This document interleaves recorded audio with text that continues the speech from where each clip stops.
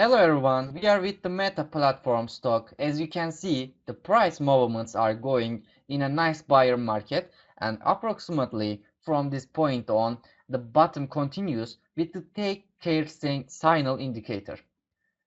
Friends, where was the last peak? It was in the 545 regions. We are already very close to there. Now friends, there's something we can say very simple in these regions. Let me tell you this point that you need to know. There's a significant resistance between the 544 region and the 540 region. The price movements cannot pass here.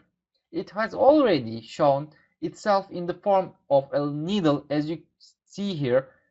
If you ask where the next movements will be, it's very obvious that it is expected to go down. It's expected to make a very comfortable support between the 527 region and the 522 regions. If things so go badly, there's a possibility that it will go down even more. The comment on the meta is like this at the moment.